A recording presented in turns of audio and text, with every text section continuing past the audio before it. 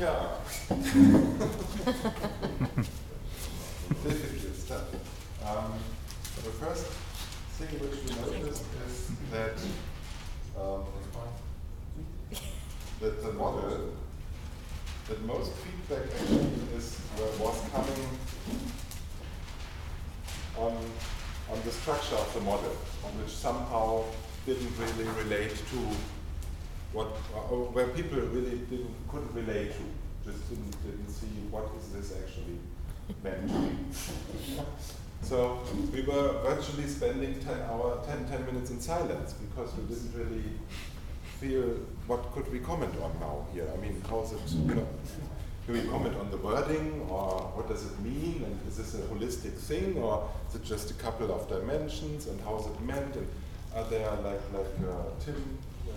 Tim said, how many dimensions are there underlying, and where are the target groups, and why are there 4 target groups and 3 levels, meso, micro, macro, and so on. So there was virtually no connection of these experts sitting there with the model we would like to put forward. And that was the first thing which made me think a lot. Because I was thinking, there seems to be a need to refine all our good intentions somehow into something which is corresponding to where people can immediately, grab an angle and take it and say, here's my entry point. So that's the first big issue. Then we had also an issue of that we said that when finally we got going and somehow put our hands to this, and we were thinking that the dimensions are not of the same abstraction level. So there are barriers and success factors as a subdimension parallel to all the other dimensions, whereas actually barriers and success factors are an issue for each of the other subdimensions. For example, for quality assurance, there can be barriers and there can be success factors, or for partnership models, there can be barriers and success. The same applied to 1 or 2 of the other dimensions as well. So that's also a big issue which we, I think, need to take into account.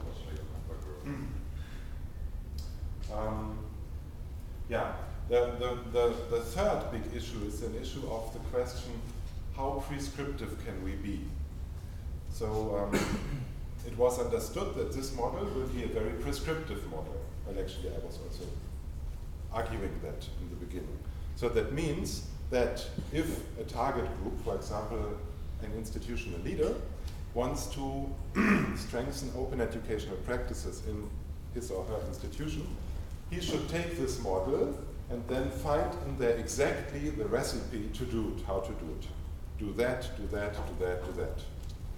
So, and the group strongly questioned this, said, I don't know, or we don't know if that is really possible to be so prescriptive. So we were turning back from this prescriptive way of seeing things to saying, okay, if we cannot be prescriptive in that way, so much so normative, what can we do? Because since we have analyzed all these case studies out there, we still have the feeling that we can tell people something. Even if it's not so prescriptive or normative that we say, do exactly that, take this quality approach, we can still say that quality is an issue and they should take care that they have considered this. And so in between these 2 poles, from please consider the big area of quality to very normatively telling them, use these 3 quality approaches, or one of these, in between this, I think we have to position ourselves. And one idea which was now in the end, when the coffee was already there, was discussed, was to say, maybe we just put up some areas of consideration for insurance, then make some suggestions in the way to say, please take care that you are dealing with an area of quality assurance. Consider that you need a methodology. Consider that you need an aim, an objective for your quality assurance effort. and then develop that. And we give them some examples. We direct them to a range of the case studies which we found and say, here you can see how others did it, you know, who were in a similar situation like Sue. And so they did it like that. So it's more the inspirational model to say, you have to deal with quality, that's very normative, but on the other hand, we don't tell you how to do that, but we give you inspirations by looking at other cases. So that's something I think which we would, I think, in the next round have to discuss, if that would be a good suggestion to work on. So and then the last, and now I'm coming finally to our slide, our flip chart. The last issue was to say, before it all, somebody starts with this matrix which we have here, with considering these dimensions or other dimensions, but before somebody does that, he or she has to ask the strategy question. Why do I actually want to improve or to stimulate, to strengthen open educational practices? Because that's totally missing in our matrix.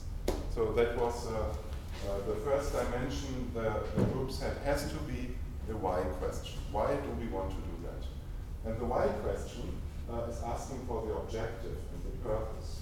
And the why question has to tell the people also, you have to be aware that, for example, in your institution, there are many people and they don't share all the same why. They might have different visions and different opinions. And so that's why it's important to organize this why in a participative, negotiation-oriented process, in an organization, for example.